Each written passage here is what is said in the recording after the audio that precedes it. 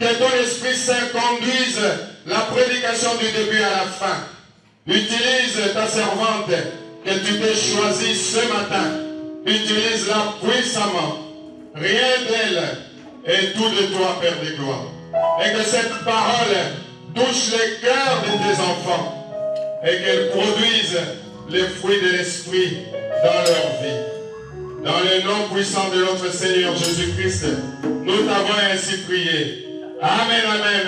Amen. Applaudissez le Seigneur.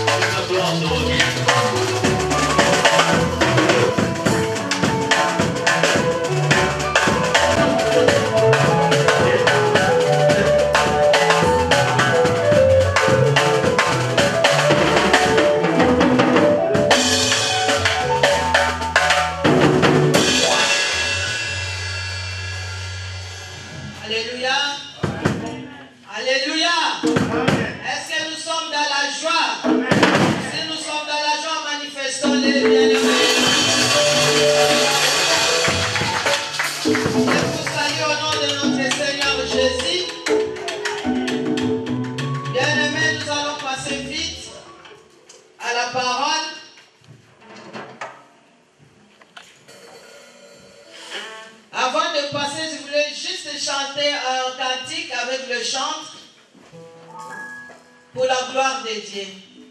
Amen. Napesi Momo inangana kolo Mayele nangana kolo Enzoto nusu yawe Napesi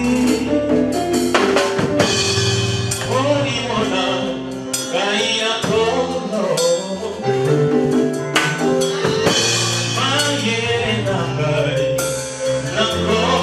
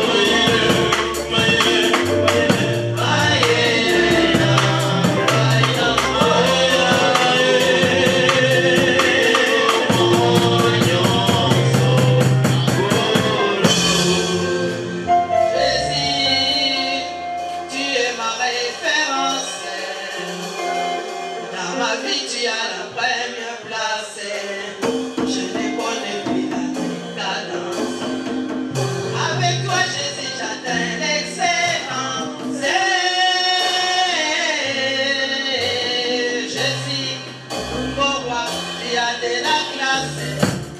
Voilà pourquoi moi je chante pour toi. Avec toi je suis bon. Avec toi je dis j'attends l'excellent.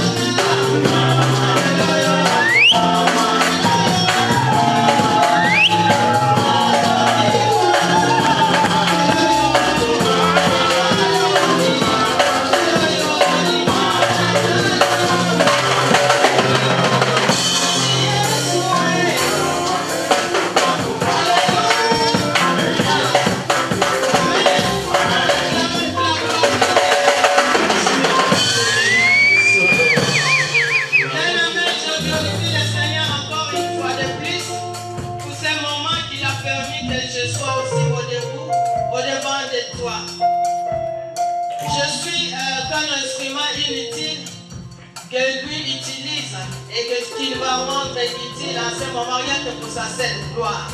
Je ne suis pas plus que vous, je suis qu'une servante. Amen.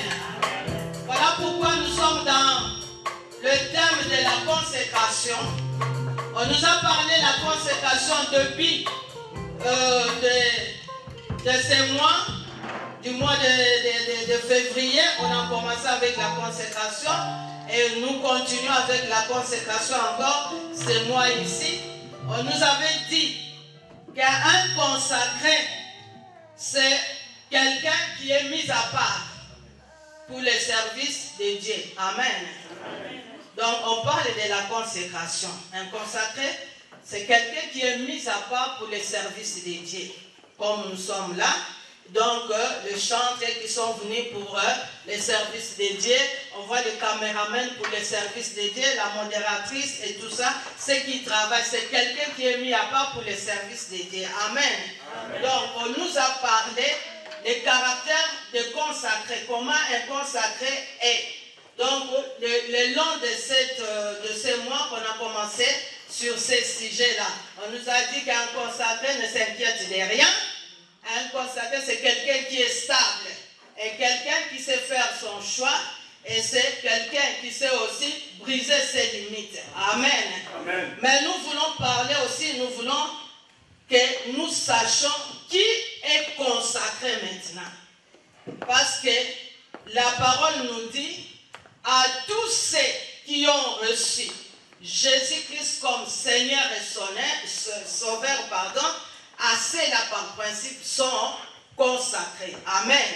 Amen. Parce que tout le monde va comprendre, il va peut-être penser que tous sont consacrés. Non, c'est à tous ceux qui ont reçu Jésus-Christ dans sa vie comme Seigneur et Sauveur, à ceux-là qui sont consacrés par principe. Amen.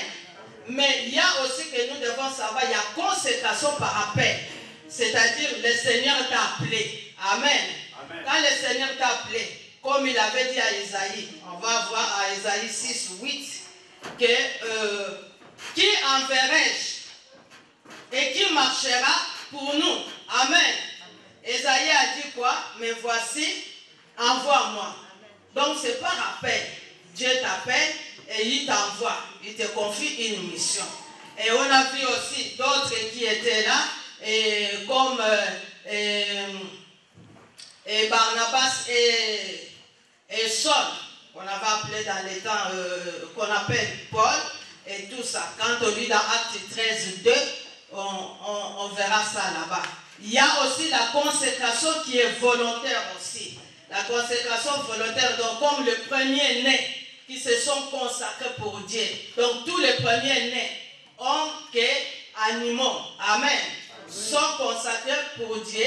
Quand on va lire dans Luc, je passe parce que on passe par les temps, mais c'est dans Luc 2, vous pouvez noter, 23, vous allez voir. Ou bien dans Nombre 3.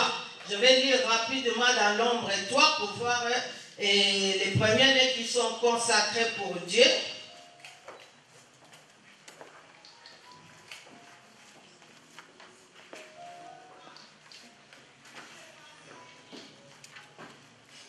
Nombre 3, quand je prends à partir du verset 13. Le Seigneur nous dit ceci, car tout premier-né m'appartient. Les jours où j'ai frappé tous les premiers-nés dans le pays d'Égypte, je me suis consacré tous les premiers-nés en Israël, tant des hommes que des animaux. Ils m'appartiendront, je suis l'Éternel. Amen.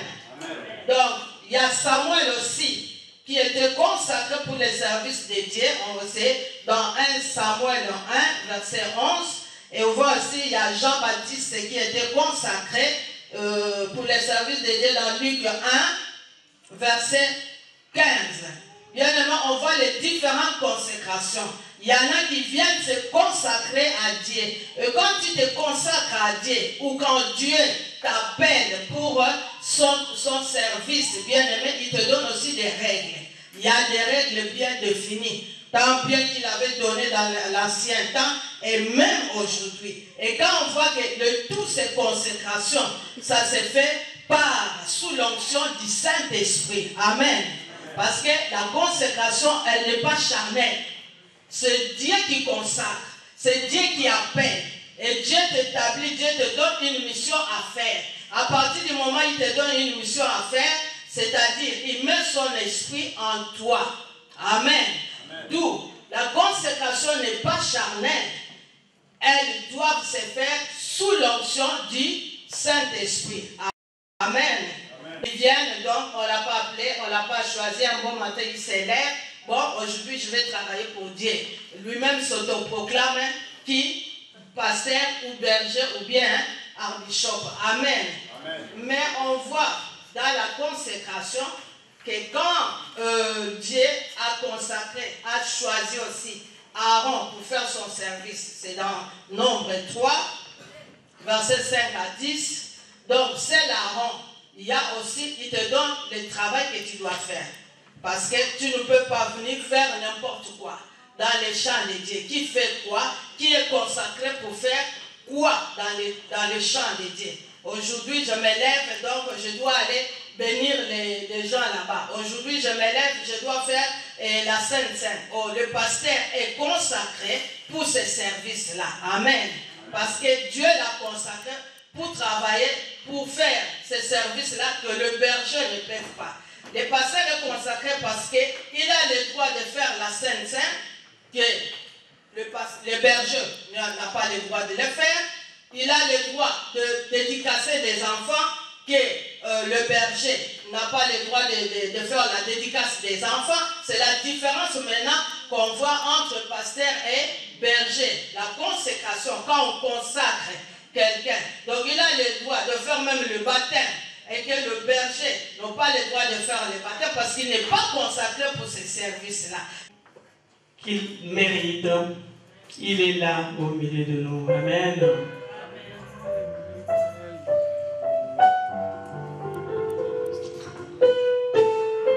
Tu es dans la présence de ton Dieu. Il est là au devant de toi. C'est Dieu qui a fait des merveilles. C'est Dieu qui a fait des miracles. C'est Dieu qui a fait des prodiges dans ta vie. Il est qui ce Dieu? Adore ton Dieu, mon frère et ma soeur.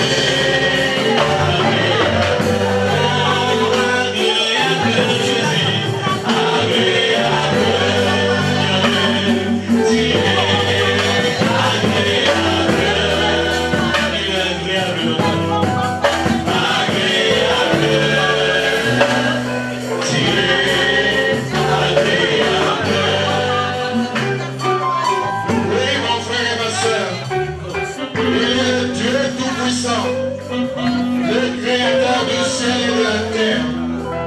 Il a créé toutes choses par sa parole puissante.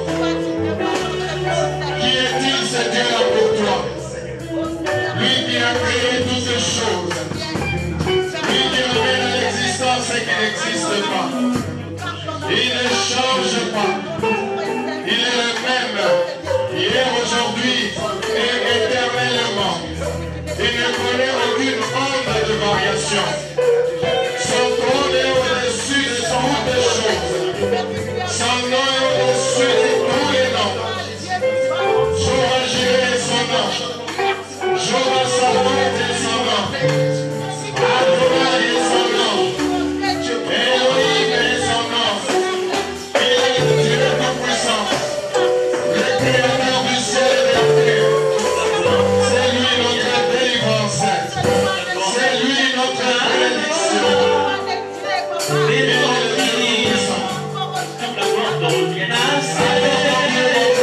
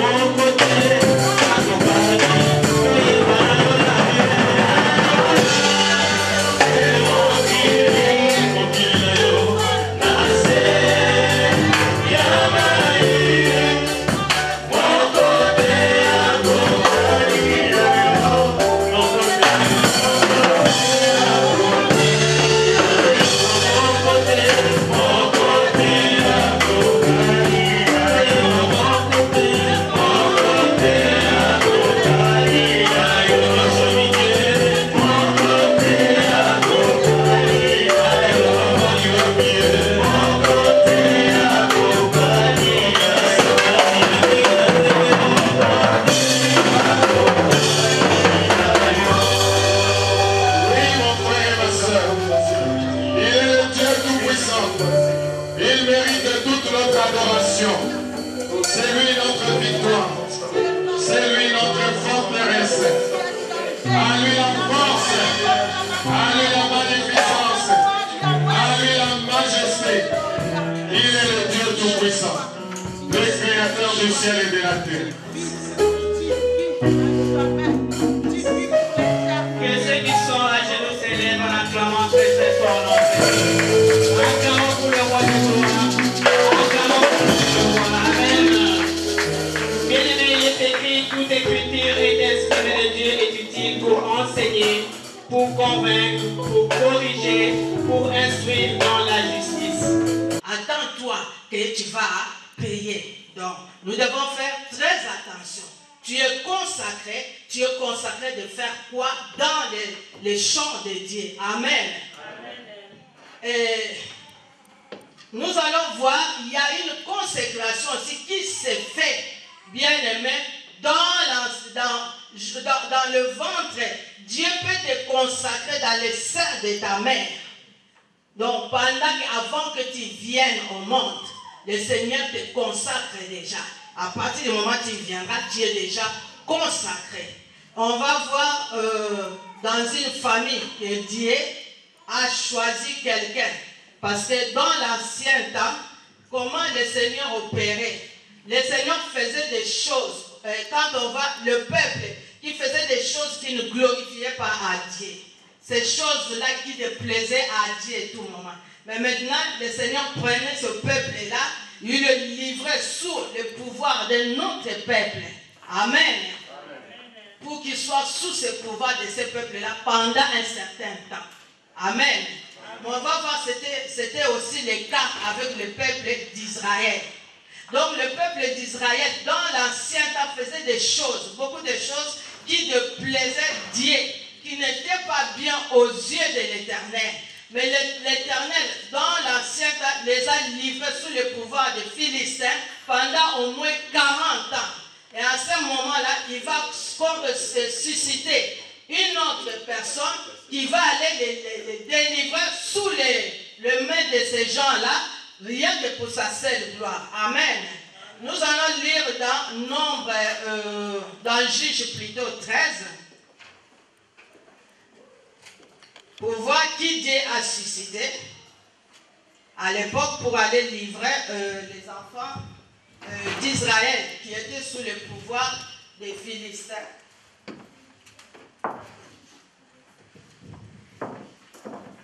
Est-ce que tout le monde y est? Nous y sommes. Chacun a sa Bible, j'espère. Maman, tu n'as pas de Bible? Il y a une Bible pour donner à la maman qui est devant. Je peux commencer, je peux lire. Alors, nous sommes dans Juge 13, au verset 1. Les enfants d'Israël firent encore ce qu'il déplaît à l'Éternel. Et l'Éternel les livra entre les mains des Philistins pendant 40 ans.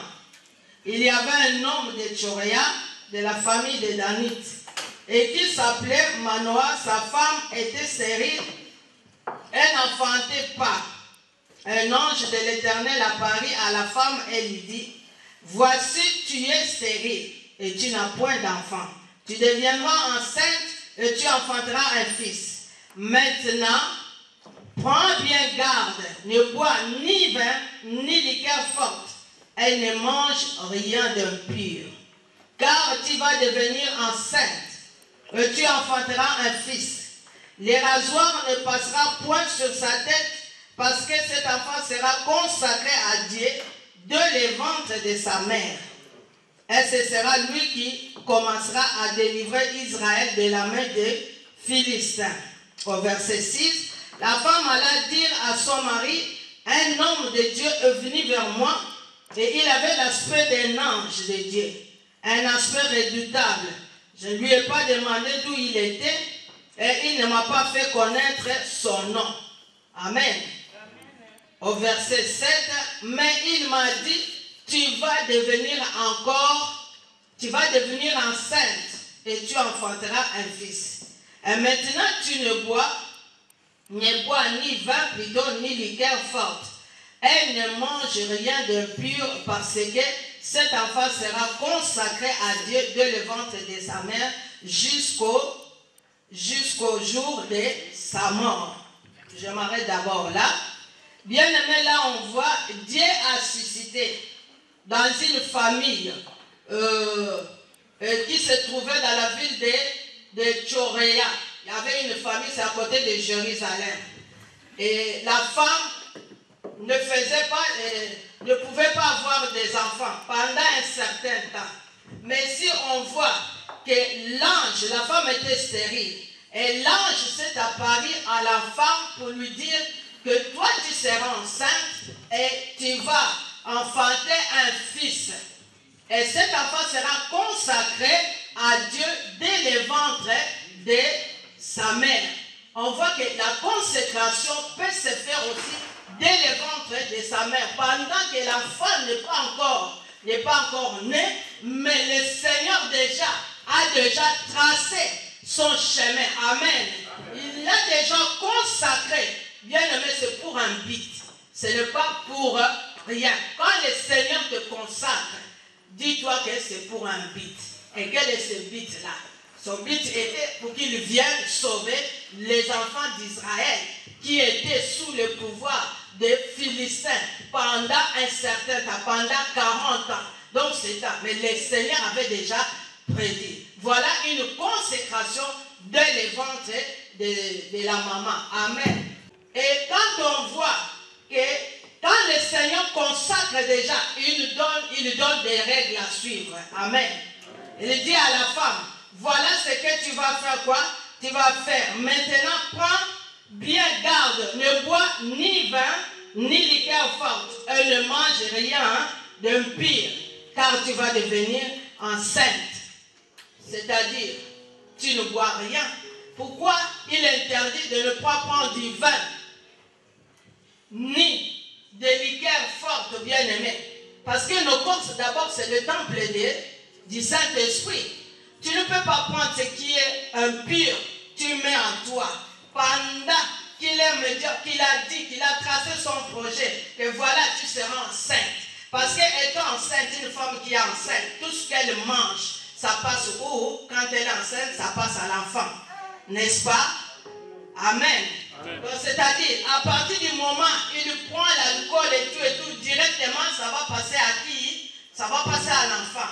Et ça va rendre l'enfant impur.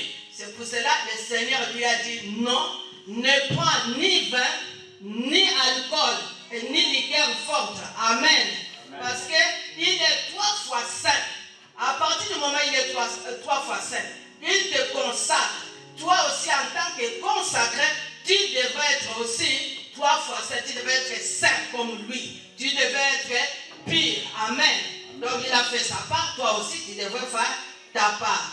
Maintenant, il lui donne, on continue, il dit, cet enfant sera comme, je suis au verset 5, car tu vas devenir enceinte, tu enfanteras un fils, le rasoir ne passera point sur sa tête, parce que cet enfant sera consacré à Dieu dès le ventre de sa mère.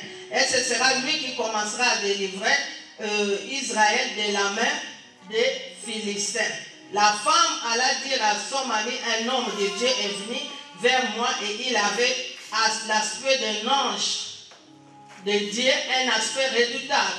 Je ne lui ai pas demandé d'où il était et il ne m'a pas fait connaître son nom. Mais il m'a dit, tu vas devenir enceinte et tu enfanteras un fils. Et maintenant ne bois ni vin ni liqueur forte et ne mange rien d'impur, parce que cet enfant sera consacré à Dieu dès le ventre de sa mère jusqu'au jour de sa mort. On voit que la consécration ici c'était à long terme jusqu'à sa mort, parce qu'il y a des consécrations aussi Dieu t'utilise juste pour un temps et puis c'est fini.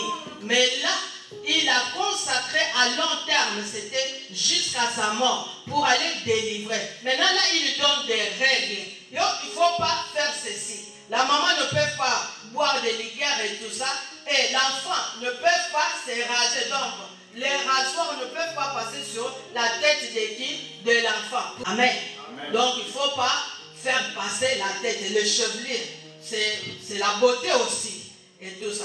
C'est pour cela qu'il a interdit. Quand on va descendre, bien aimé, l'enfant devrait éviter aussi. Manoah fit cette prière à l'Éternel: ah Seigneur, que l'homme de Dieu que tu as envoyé vienne encore vers nous et qu'il nous enseigne ce que nous devons faire pour l'enfant qui naîtra. Dieu exauça la prière de Manoah et l'ange de Dieu vint encore vers la femme. Elle était assise dans un champ et Manoah, son mari, n'était pas avec elle. Elle courut promptement donner cette nouvelle à son mari et lui dit: voici, l'homme qui était venu l'autre jour vers moi m'est apparu. Manoah se leva, suivit sa femme, alla vers l'homme et lui dit: est-ce que toi qui as parlé à cette femme? Il répondit: c'est moi. Manoah dit: maintenant, si ta parole s'accomplit, que faudra-t-il observer à l'égard de l'enfant? Et qu'y aura-t-il à faire? L'ange, au verset 13, l'ange de l'Éternel répondit à Manoah: la femme s'abstiendra de tout ce que je lui ai dit. Elle ne goûtera d'aucun produit de la vigne, elle ne boira ni vin ni liqueur forte, et elle ne mangera rien de pire. Elle observera tout ce que je lui ai prescrit. Manoah dit à l'ange de l'Éternel: permets-moi de te retenir et de t'apprêter un chevreau. L'ange de l'Éternel répondit à Manoah: quand tu me retiendras, je ne mangerai pas de ton mets, mais si tu veux faire un holocauste, tu l'offriras à l'Éternel. Manoah ne savait point que ce fut un ange de l'Éternel. Bien-aimé, donc, même de ne pas approcher à un cadavre. Donc, cette image-là que le Seigneur a donnée de ne pas s'approcher à un cadavre, c'est-à-dire c'est à un mort. Mort, c'est-à-dire mort, la personne qui n'a pas Jésus-Christ en lui. Comment tu peux t'associer, marcher avec quelqu'un qui n'a pas Jésus-Christ pendant que toi, tu as accepté Jésus-Christ dans ta vie? Amen. Et que tu marches avec celui-là qui n'a pas Jésus-Christ. Qu'est-ce qu'il va te donner? Il va te communiquer quoi? Si ce n'est que tu vas marcher dans des mensonges, si ce n'est que tu vas marcher dans les querelles, dans des choses mondaines, dans la médisance, des choses qui ne les glorifient pas. C'est pour cela que le Seigneur donne les règles. Voilà, tu es consacré, tu vas me servir. Voilà comment tu vas marcher. Même quand bien on voit que dans l'ancien temps, bien aimé, la loi était de rigueur. Amen. La loi de consécration. C'est pas comme aujourd'hui. Aujourd'hui, on se contente parce qu'on a la venue de Jésus-Christ. Amen. Mais dans l'ancien temps, la loi était de rigueur. Donc tu fais ça, tu fais quoi? Tu meurs.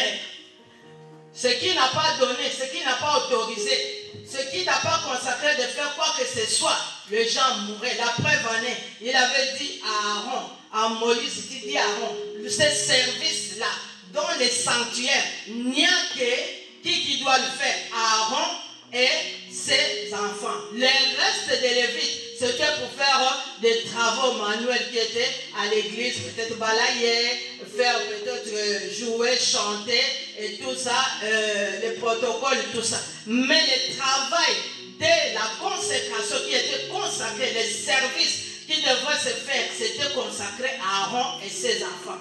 Mais quelqu'un qui ne prenait pas de ces services-là, c'est-à-dire tu viens, tu commences à célébrer la septième, ou bien tu commences à faire la dédicace des enfants, ou bien de mariage et tout ça, tu prends part à ça, tu fais quoi?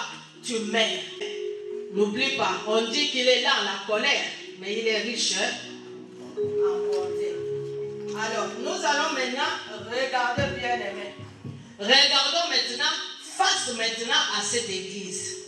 Amen. Amen. Face maintenant à l'église de Dieu. Dieu a consacré aussi son serviteur. Amen. Il a consacré le pasteur responsable, qui est notre pasteur. Quand on voit ici, on dit que David, Manoah fait cette prière de l'Éternel. Oh Seigneur, que l'homme de Dieu que tu as envoyé vienne encore vers nous et qu'il nous enseigne que nous devons, ce que nous devons faire pour l'enfant qui naîtra. Dieu exauça la prière de Manoah et l'ange de Dieu vient encore vers la femme. Elle était assise dans un champ et Manoah, son mari, n'était pas là avec elle. Nous voyons aussi dans l'église de Dieu. Dans cette église, je vais prendre l'exemple. Dieu a consacré le pasteur responsable. Il a dit quoi? Donc toi tu es là pour faire quoi? Pour récupérer les faibles, les restes des âmes perdues. Est-ce que nous étions là? Nous n'étions pas là. Mais il lui a parlé, il lui a donné les messages. Oui, mais il nous a annoncé ces messages. Nous, ce que nous pouvons faire, c'est-à-dire de suivre ces messages. D'abord, de marcher dans l'obéissance de ce qu'il nous a annoncé et dans la sanctification. Parce que sans la sanctification, personne ne peut voir Dieu. Amen. Et quand Dieu dit à cette femme que tu ne dois pas manger, tu ne dois pas manger des choses impures, tu ne dois pas boire du vin, tu ne dois pas boire des liqueurs fortes, c'est-à-dire que tu dois être dans la sanctification pour que tu donnes naissance à quelque chose que moi j'attends pour me servir. Amen.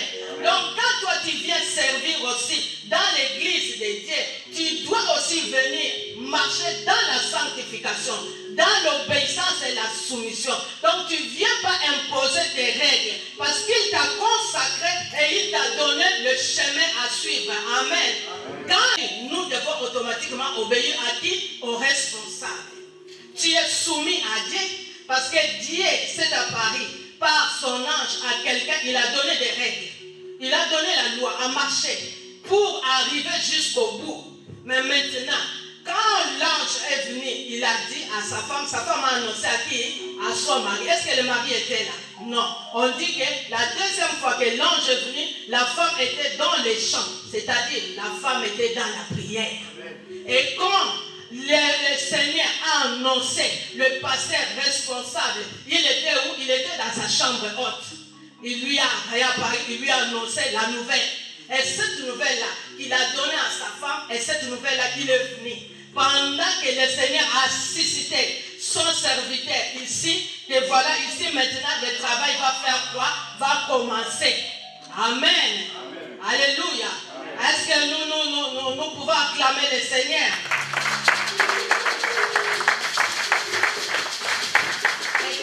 Nous devons nous soumettre aussi à la loi qu'on nous a dit. Voilà ici comment vous devez marcher. Mais bien aimé, si nous nous refusons de soumettre, c'est-à-dire nous sommes des rebelles. Amen. Est-ce que vous êtes d'accord avec moi? Amen. Mais vous savez que les rebelles n'hériteront pas le royaume des cieux. Amen. Donc, c'est-à-dire, nous ne pouvons pas marcher comme nous voulons. Nous ne pouvons pas aussi marcher ici tel que nous venons marcher. C'est-à-dire, avec toute l'impurité, nous emmenons dans la maison de l'Éternel. Tout ce qui ne glorifie pas. Toye na matongi, toye na division, toye na bakere, toye na badispute, toye na mo na kati église ensemble, toye na kokabwana, na kati église ensemble. Non, il a dit, je te consacre. À partir du moment où il t'a consacré, c'est-à-dire voilà comment tu dois marcher. Tu vas marcher dans la sanctification, dans ma maison, pour que tu ailles jusqu'au bout. Amen. Donc, nous sommes en France. Nous sommes venus tous ici en France, bien aimés. Mais pour vivre en France, il y a aussi des lois, non? Il y a des règles. Est-ce que si tu ne suis pas ces règles, tu vas rester ici? Tu peux te cacher pendant longtemps. Tu peux rester là en cachette. Mais sauf que ça la carte à séjour, un bon matin, attends-toi, même l'heure que tu retambles là, par ça, par le rotayoka. Nettement, pour que je me bâtir un avion, allez, retour où?